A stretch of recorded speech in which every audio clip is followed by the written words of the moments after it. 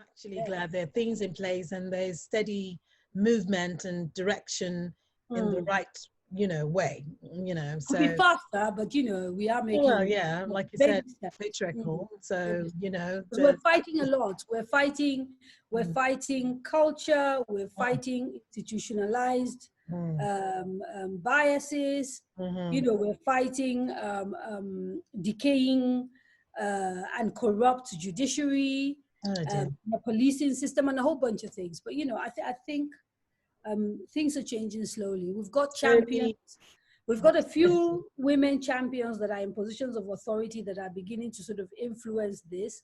The work that the wife of the governor of Ekiti State, Mrs.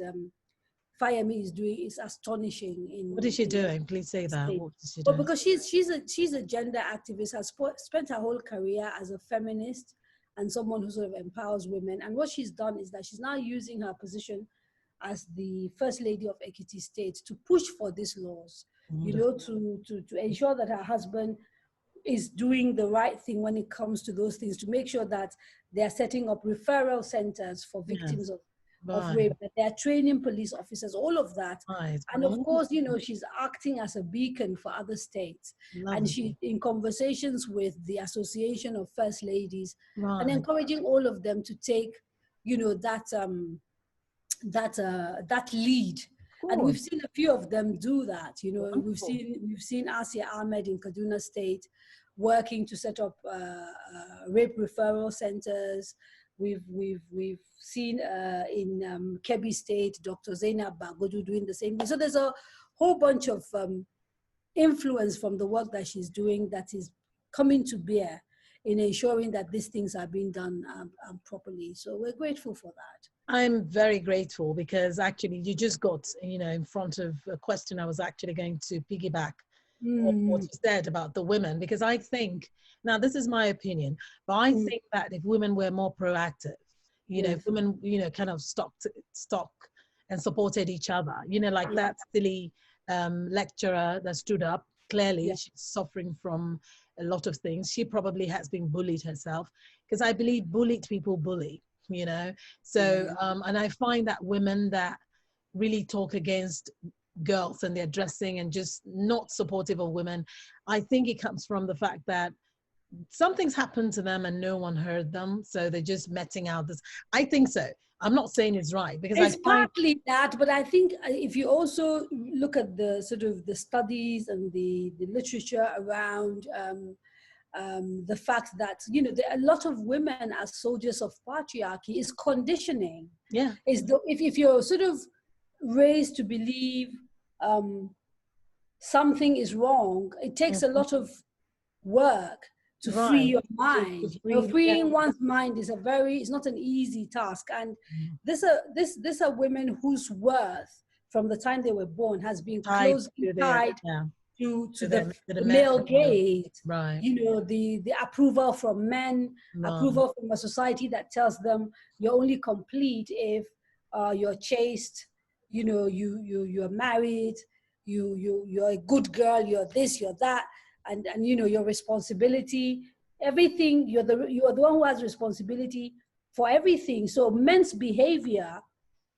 we've been made to believe women have responsibility for the way men behaves. It's a very upside down logic that a man rapes, but the person he raped is somehow responsible for that responsible for him doing behavior, that, or yeah. even in the most innocuous things, you hear it said, when women talk to you about marriage, they will tell you, oh, it's the woman's responsibility to keep a good house, as House, if I you're in know. a marriage all by yourself, right? No, And so God, we constantly have grown up in a culture and a society that absorbs men of any responsibility responsibility. for anything. And you have to have a bit of sympathy for the women who find it difficult to sort of walk away from Yeah, this from that, conditioning. because It's not it's been easy to walk away from this indoctrinated. Yeah. conditioning. Yes. Oh And wow. it's why we also need male champions in this fight. So it's not just a fight for women. Right. You have to have men Men have to who start get it, picking who up. understand that Yeah. it is actually in the wider interest of society for women to be treated as full human beings, because Right. they are, you know, Right. and they are 50% of society. So if you keep disenfranchising 50% of your society, it's essentially like you go into a fight with one hand tied Right behind your behind. back. Wow. You know, that's what it is. So Huh? you can't solve all the problems of poverty, of this, of that, of that, of that, if you are disenfranchising half of your population. And this the disenfranchisement does not just, it's not just related to their ability to work and earn a living. It's about their ability to earn the same pay. It's about their ability to feel safe when they're out in the streets. It's about their ability to get justice if crimes are committed against them.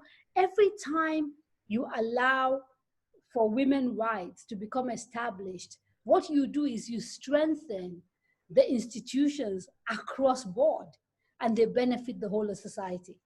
And I think, you know, increasingly we're going to have to keep having that conversation with men so they understand it is actually in their interest for this to happen. Very well said. Very well. My goodness, my God, Kadaria, that's why you're so celebrated. You do get your points across, and very well too. You know, Thank you. no, you do, because that's something I also believe that, you know, our sons have to be retrained and their brain have to be rewired. You know, we also have to be raising young men and boys to know that, hey, look, this is not right. Do you see what I'm saying? Because again, they become men and they have to Absolutely. They also, have to have respect for women. yeah, And it's like I said, you know, we raise them, don't we? Mostly, yeah, at least formative years, they're with us at home. Although yes, that is, I guess, changing now. But, you know, by and large, in the past, women raised boys. So well, yeah, they have a we do, responsibility. yeah. So, wow, well, hopefully it's going to change. That's something that It is changing. It is it is changing. changing. Yeah, yeah. It's just, you know, lit again, steady. But I'm so happy about those things you said the first ladies are doing. Oh my goodness, finally, Some that's of good. them. Some of them. But that's well, some of them. Well, I know, but eventually it has to start somewhere, and then it starts to snowball. Absolutely. So, but that's good that we're commending them and acknowledging that, because I didn't Yeah. know that. I really didn't. So that's a wonderful thing. That's a Yeah. wonderful thing. So that brings me to this question. Mm. For those coming behind you that look at you and they're like, oh my God, I want to be like her. You know, she's well spoken, she's got her own radio station, which we're going to talk about real quickly. But I want you to speak to those coming, you know, the younger ones coming behind you, especially to the young girls. What would you tell them? Um, to be honest, I always get thrown by this question of being a role model and being someone that people look up to, for the simple reason that actually um, I represent for many parents that woman that they don't want their daughters to become. Certainly in the North, where I come from, Okay. because I don't conform. Wow. I don't do things in the sort of traditional way. I've refused to be just seen. I'm also being heard. I've refused to sort of accept the role that society has defined for me. And so it's difficult because rebelling is what has got me to where I am. You know, just refusing. And if you had asked me at the point at which I was sort of doing things a certain way, I did not see the end result of that. I just knew from a very early age, and I think both my parents have to take some credit for this, because we were raised to essentially not be shy about speaking our minds, both by my father and my mother. And that was not normal in the society in which we grew up in the North. Right. You know, girls were supposed to be quiet, demure, Right. but my father encouraged us to just speak our minds, and you know, our house was full of very vigorous discussions. I won't call them arguments. You know, That's started about from, everything from Gaddafi to Ronald Reagan to, you know, we were actively encouraged. So all of us, you know, all my sisters, all of us, we're actually really opinionated, and we annoy people a lot because of that. You know, we all have something to say about everything. Right. And so that upbringing essentially made it really difficult for me once I sort of got out into society to conform and do the quiet girl, the shy girl thing. I had opinions, and I wasn't shy about saying what my opinions were, because my father allowed me and didn't sort of force us into like a box of what women should be. So it's really about what sort of life people want, and my way is certainly not the only way, to do the things that you want to do. But, I don't, it also depends on what people call success. So I don't consider having money, for example, to be a measure of success, particularly in a society where people can easily make money by doing dodgy things. You know what I mean? It doesn't, those are not the people that I look up to. The people I look up to are people who, through their work, have an impact on others, whether it is one person, whether it's hundreds of people, whether it's, thousands of people. I look to people who live authentic lives, who sort of don't pretend, who understand that it is okay to not have things as long as you're sort of what you have, you're utilizing well. So it's really all about, I think authenticity matters. I think if you're authentic to who you are, you end up being happy by and large. Not that, life is all happy all the time. And if you're happy and you are pursuing that which you have a passion for, chances are you will succeed, But education is key. If I'm going to be prescriptive, I don't like being prescriptive. But if there's the one thing that I will urge every girl to get, is an education. And I think for me, that was the tool, and that was the doorway into everything that I'm doing at the moment. Right. That's, so it's the only prescription. Everything else, I think, depends on individuals. So get yourself an education, try and remain true to who you are, be authentic, and pursue your passions. Those three things will get you where you need to be. And that might not be having lots of money. It might be, but it might not be. But I guarantee satisfaction, because you'll be doing what you love. Right. And you'll be serving. And when you do those two things, you serve and you do what you love, life will be very rich and fulfilling. That is true. That is true. Again, you do get your points across. You know how to. So this is what you do. It's that's really important. It is. Just thinking about it, doing what you love, and then serving. Serving has its rewards. It gives you some kind of fulfillment. Some type of self-actualization. It's really nice. It really is. So now we're going to talk about your radio. Yeah. I'm so excited for you, because this is something you've talked about. You've always wanted to have and own. And so tell us what's going on. How's it been for you? And yeah, so we started test transmission this Monday. Yeah. So it's been 6 days of being on air for 12 hours every day. Wow. The radio station is called Radio Now. We're based in Lagos. Yes. Terrestrially, we're a Lagos station. So our license is for broadcasting in Lagos. But of course, we hope to be able to reach people like you in the diaspora, but also across Nigeria through our streaming service, which is not yet up and running because we're still doing test transmission. But essentially, Radio Now is our attempt at public service broadcasting. So it's a cross between the BBC and NPR. And we just honestly believe that today more than ever, journalism matters. Mm-hmm. And the ability to hold people accountable is even more important now because of the turmoil the world is in. And ironically, at the time of sort of almost like an information overload, we also have a lot of fake news. And so increasingly, we think trusted journalism is going to matter because people are finding it difficult to know who to trust, even among established journalistic houses.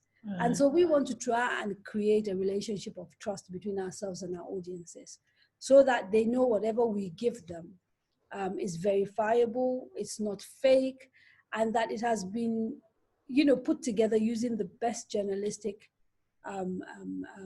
practices, is ethical and all of that. So really that is the dream of Radio Now, And our reason for being, our tagline is beyond news. Yes. And the reason why it's beyond news is because we will do news, and then we will do the things that help explain the news to you. So we will do features, we'll do documentaries, we'll do all of that.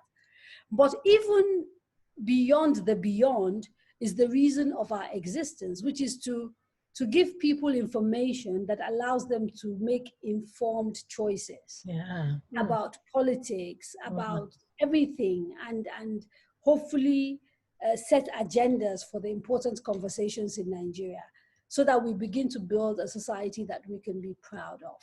That is the dream of radio now. And you are all that and more, and you're going to be so, I mean, one thing I noticed, because I've been on Instagram and I've been keeping my eye on you, girl, is you have this segment where people listen to news in their native tongue. Yeah. That's so sweet. That is so nice, because I don't know if it's been done anywhere. Outside, and this is native tongue that is not Yoruba, Igbo, or Hausa. Right. We think Nigeria has done too much of sort of drowning out minority languages. You know, the Hausas, the Yorubas, and the Igbos are just so noisy. There's so many of them. And we keep forgetting that we have Idomas and Ishekiris and all the different this one, that one, you know. I love that. Okay, this is an English-speaking station. All our content is in English, but how do we, you know, from the beginning, grassroots, mark the fact and point to the fact that we believe in inclusion, and that Nigeria should be able to grow a society in which the loudest voices can be heard, but also the quiet voices, you know, that sort of thing. And we decided the best way to do it is to get people, ordinary Nigerians, to read the news in their language. I love it. Every day at midday. I love it. So we get regular people who are not journalists, who are not, you know, related to journalism, to take the news, translate it, and read it in their native tongue. So to date, we've had Robo, we've had Tiap, we've had, and what we do before they read the news, we have like a little blob explaining to people where the language comes from, how many people speak it, and just fun facts about the place. And we think this is a way to sort of, you know, publicize that there are people that are not Igbo, Hausa, or Yoruba that live in Nigeria. You know, and what I mean? They matter, and that they matter too. Representation is so important. Start thinking about them as well, because, you know, the majority tribes tend to sort of drown out everybody and bully everybody. And so this is our own little way of saying inclusion matters. You know, I am so sorry. My phone, I left it on. I'm so sorry. My apologies. I will switch it off. Representation matters. It matters. And that's, I'm so excited where that is going to take your radio station. Seriously. We are excited. We've received very good feedback. People love it. Oh. So people are sort of lining up to do the, something genius. I love this, because representation matters. Because then people are investing in you, like, oh, well, I matter. Actually, this is something I can identify with. This is lovely. I know you're doing a documentary. Do you want to talk about it, or you can come back and talk about it? I don't know. It's just, I'm excited because of who I'm collaborating with. It's someone that I have a lot of regard and respect for. You're in Nollywood, so you will know this person.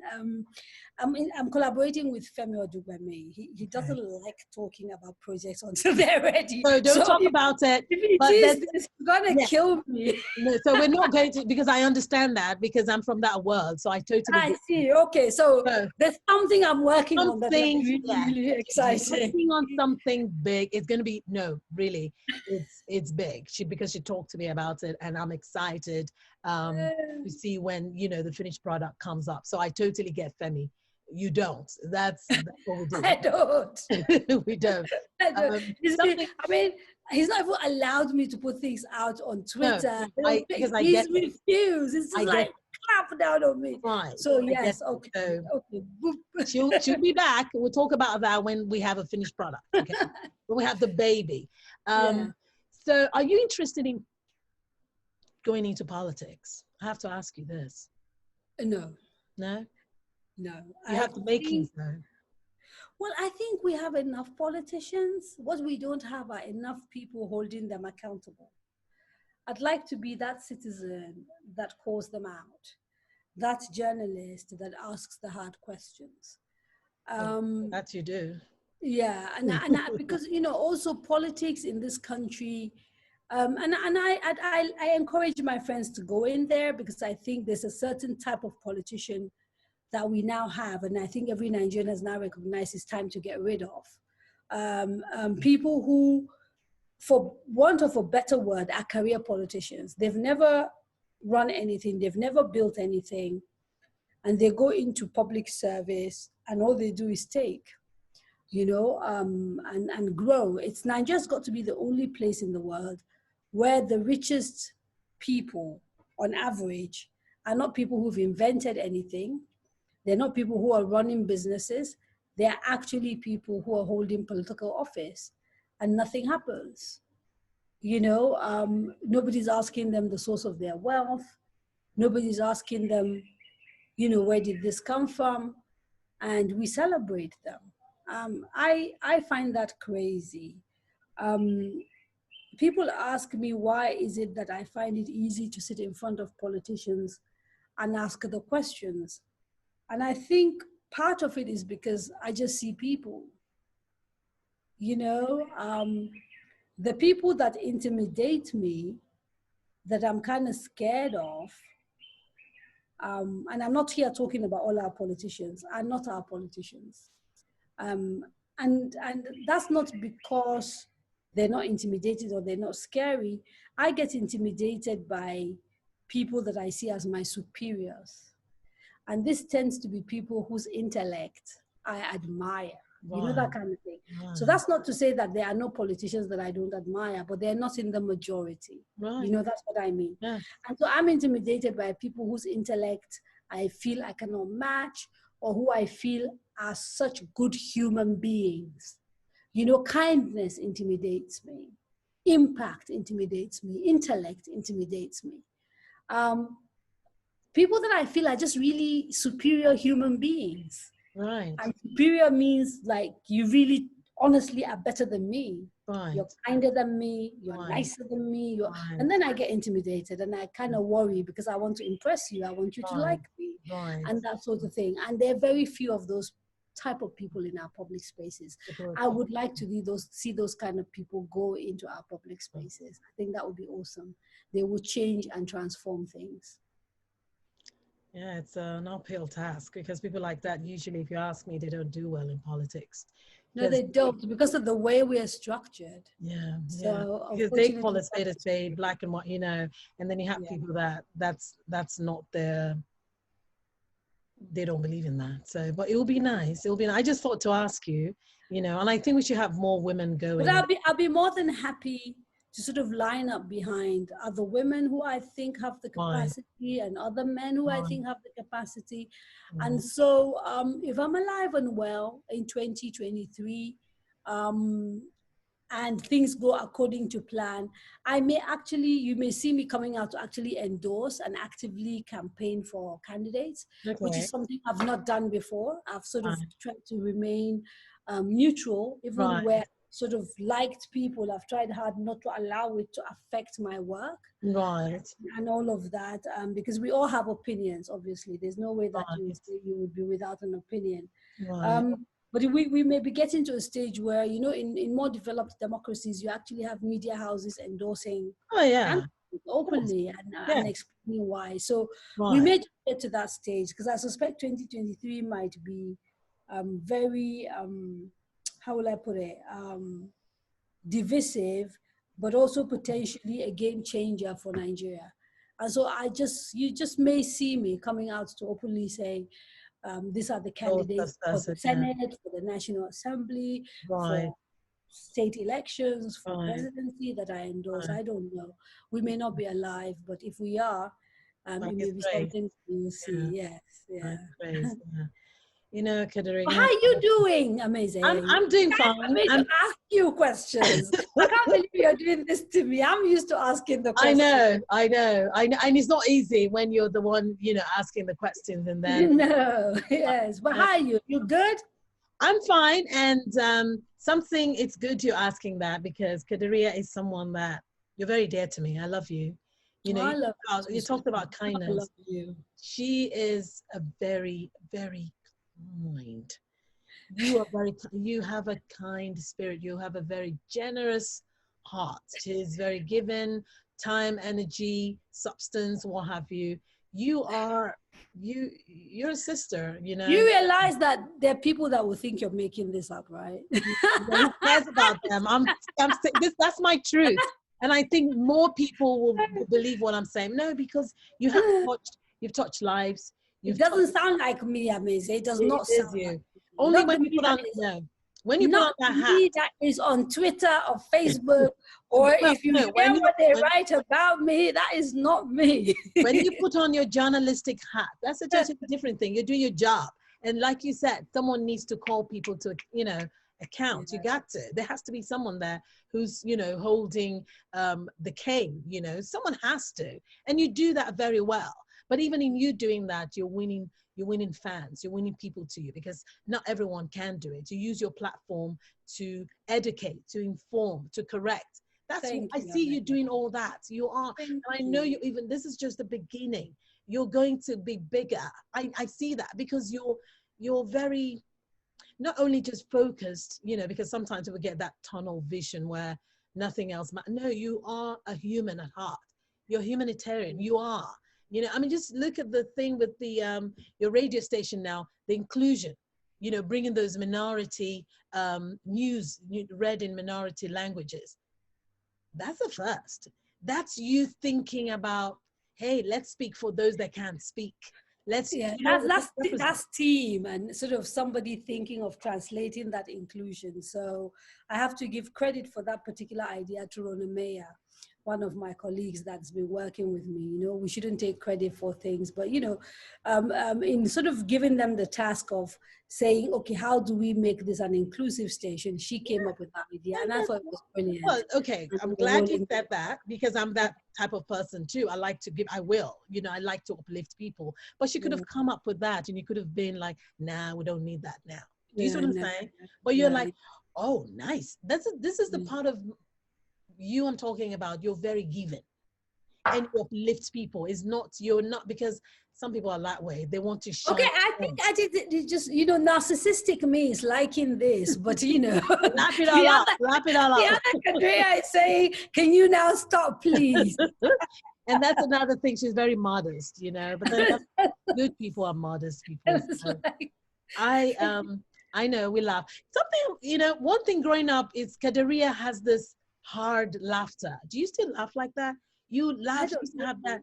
You still do?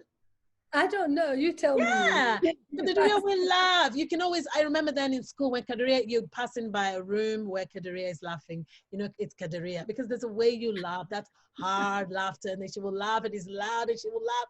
It's like, you laugh with all of you. I guess it's, you know, it's just part of you. I don't know. Now people try to, but I remember that about you. Always, she has this infectious laughter. You know what, sister? I thank you, because this is your off day. I'm so honored that you thought you should have this conversation with me. Thank you so much. Of course, darling. You know I love you. You know, and I know you love me, so I'm gonna have to ask dearly. And I miss you, and I'm looking forward for when I can sort of get you. Okay, listen. Here's the thing. You don't want to come back and settle into fine. When are you going to visit? It's been such a long time. I know, and you've been asking me. Please come, please. Something, it's going to happen very soon, because okay. Yeah, there's been that clamoring for me come back, and yeah, I will. And you know, some of your old colleagues are people I now actually talk to. So maybe I should sort of get them to pick up the phone and call you and say, I'm busy, come.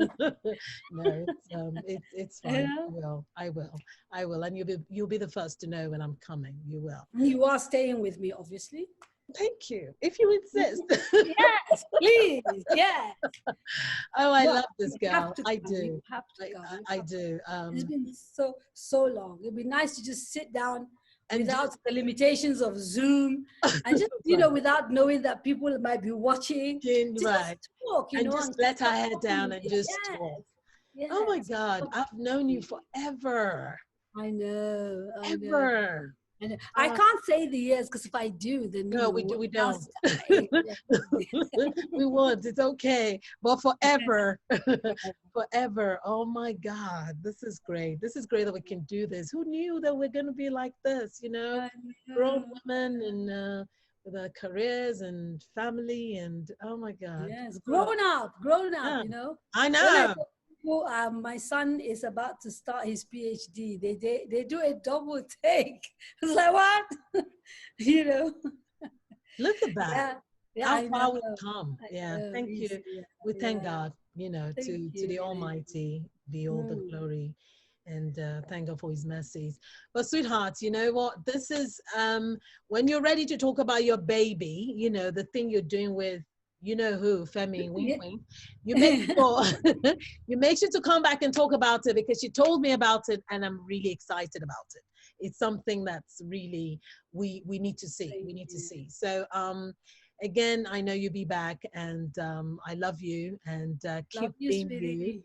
Thank Keep you. being Thank you, you. and I'm blowing you a kiss. Blessings, sweetie. Namaste. Take care, yeah? All right, my love. Bye. Bye. Bye. Mwah.